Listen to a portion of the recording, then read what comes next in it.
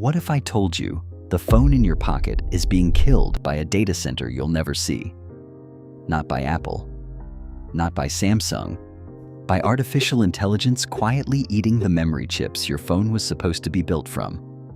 Today, we're counting down 10 phone brands that will be dead by 2030. Number 10. Wiko, the French budget champion that priced itself into a corner. Wiko spent a decade being the answer to a very specific question. What do you buy when you have almost no money and you still need a phone that works?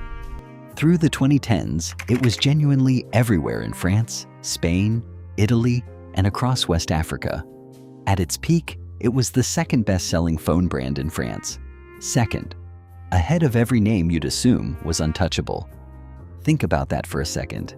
A brand most of the English-speaking internet has never heard of was outselling Sony, outselling LG, outselling almost everyone except Samsung and Apple in one of the largest economies in Europe. Wiko did it with a single strategy: build the cheapest usable phone on the shelf and sell it in volume.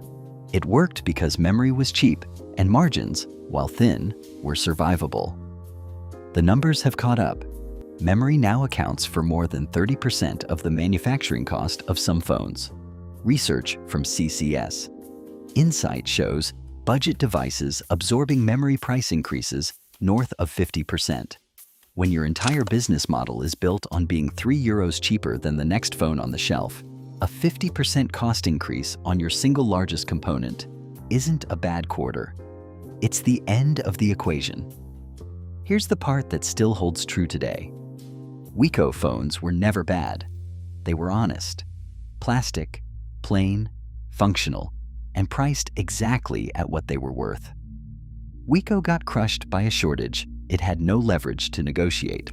Samsung can call a memory supplier and move 1 million units of pressure. Wiko cannot. The brand didn't lose on quality. It lost on scale in a year where scale became the only thing that mattered. And there's a decent chance one is sitting in a drawer in your house right now, still charging fine, still making calls, from a company that can't afford to make its replacement. Number 9. Unihertz, the brilliant weirdo that the shortage will price out of existence. If you have never heard of Unihertz, you have almost certainly seen its work. The tiny credit card phones, the ones with physical keyboards bolted onto Android, the absurd rugged bricks with 10,000 mAh batteries. Unihertz built the phones nobody else would build for the people the industry stopped designing for. Why does that matter? Because it is the only company left doing it.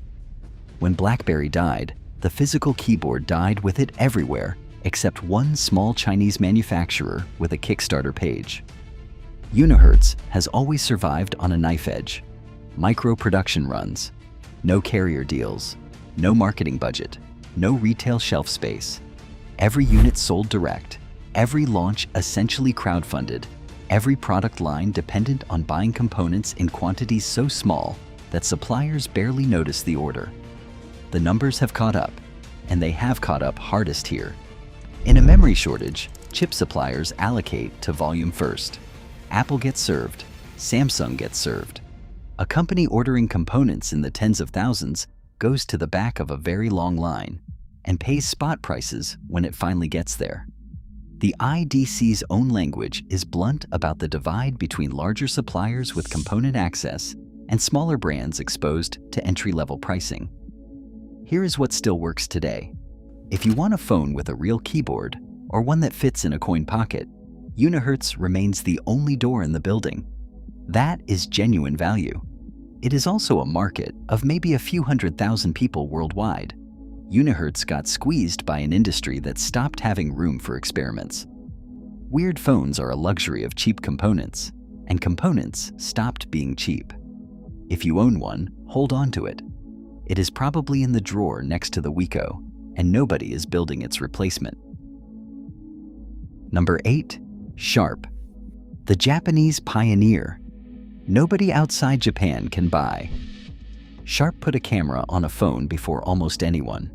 The JSH-04, released in Japan in the year 2000, is widely credited as the first commercially available camera phone on Earth. Sharp also shipped high refresh rate displays on phones years before the rest of the industry decided that was a feature worth marketing. Why did that stop mattering? Because Sharp made a decision somewhere in the 2010s to stop fighting for the global market and retreat to the one place where the brand still meant something, the Japanese domestic carrier shelf. Sharp's Aquos line is a genuinely good product. Excellent displays, clean software, serious engineering pedigree from a company that has been making electronics since 1912. Foxconn bought a controlling stake in 2016 and kept the phone business alive. The numbers have caught up. Japan's domestic market is shrinking, aging, and dominated by iPhone to a degree unmatched almost anywhere else on the planet. Sharp is defending a small slice of a contracting market with no export business to cushion it. In a year, IDC expects global Android shipments to fall roughly a fifth. A regional-only Android brand in that environment isn't a strategy, it's a countdown. Here's what still works today. If you live in Japan and buy an Aquos, you get a well-built phone with a display better than its price suggests. That's real.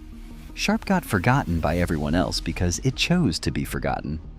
Retreating to your home market feels safe right up until your home market stops being big enough to fund the next generation of hardware.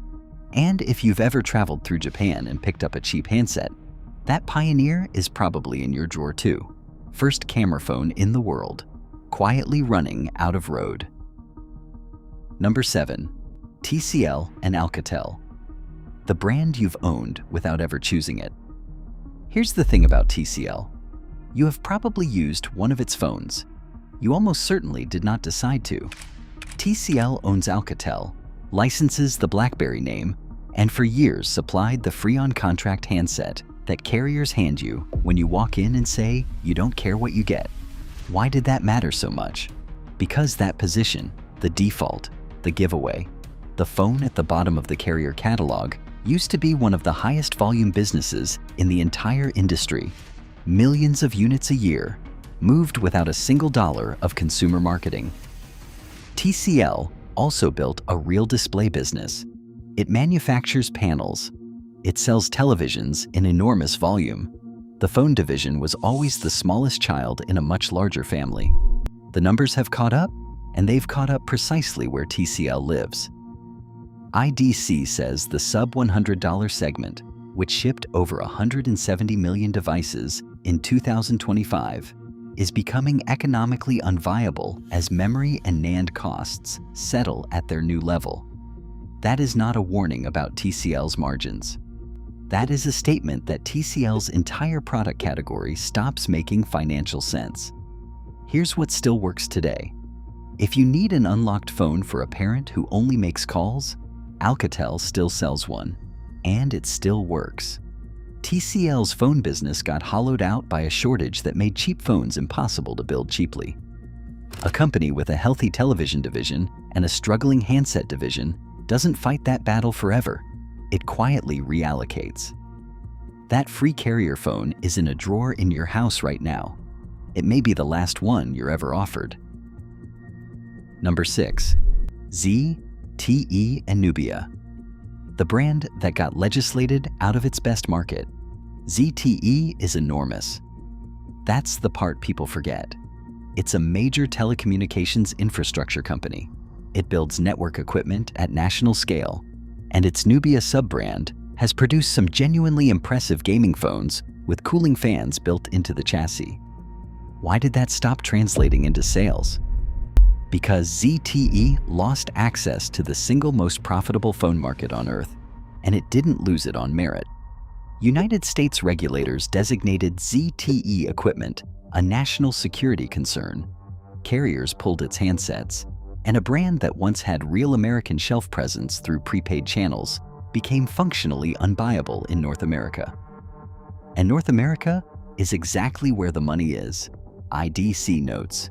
It holds up best in this downturn precisely because 60% of its first quarter shipments were phones above $800.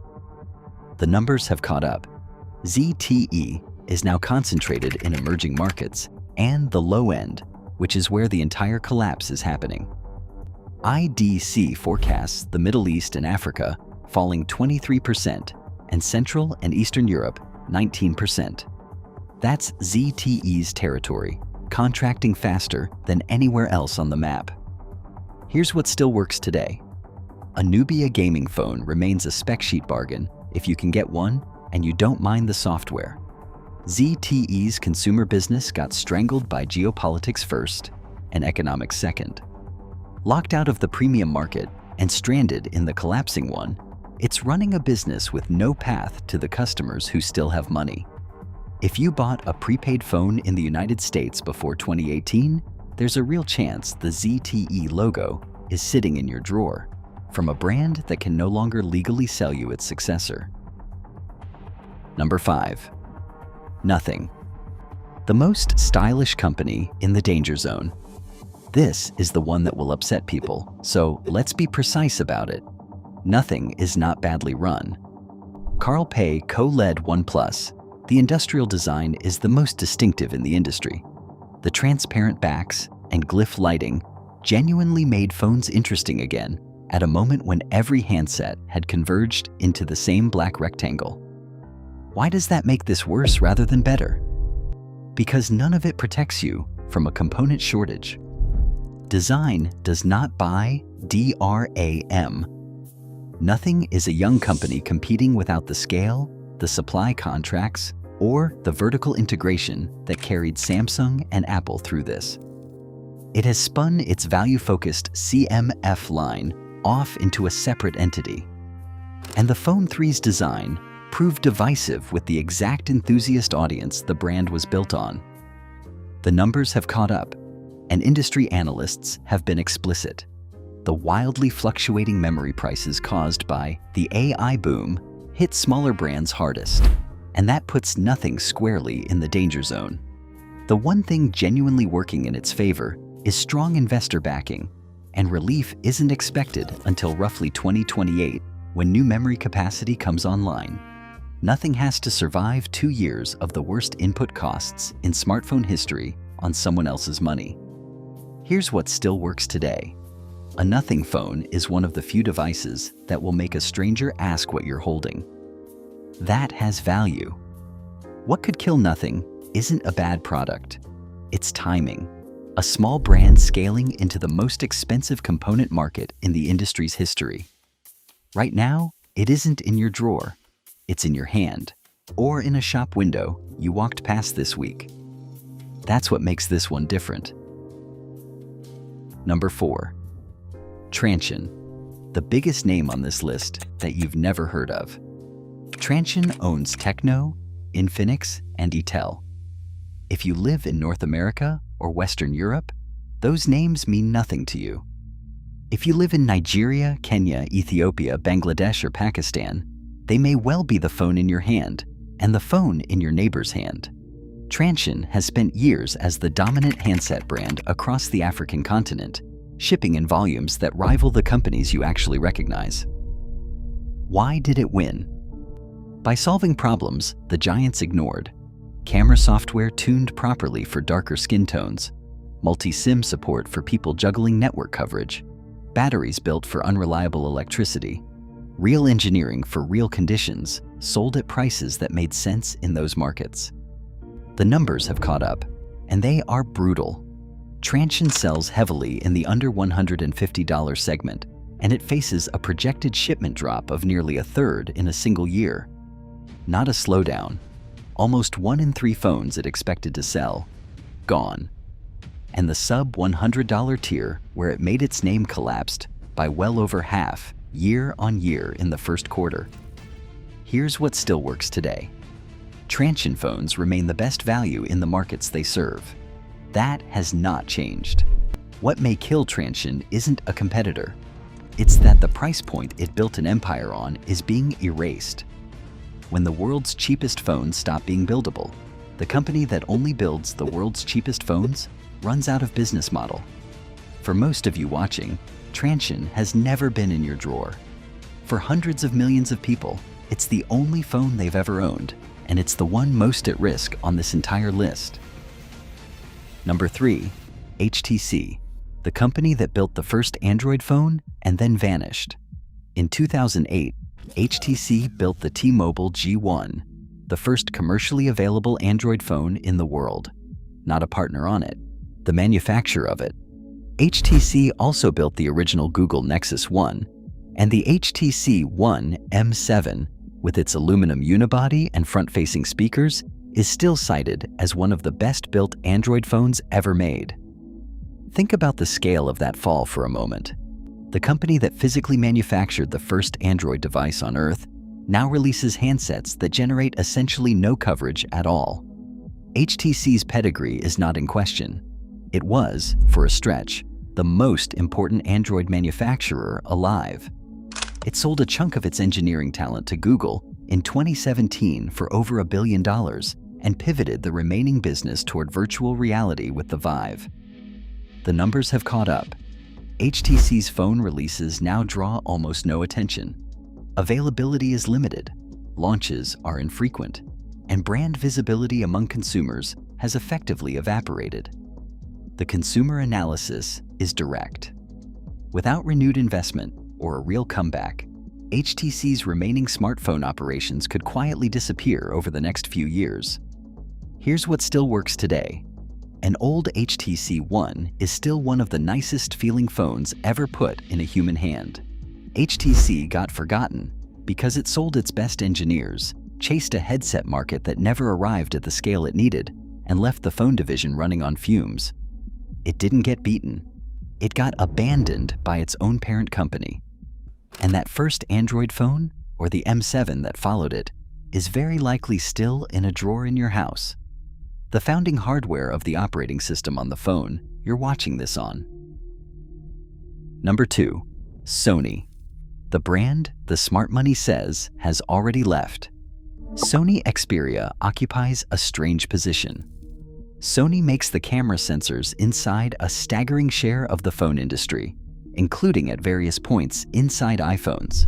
Sony's imaging division is world-class. Sony's audio division is world-class.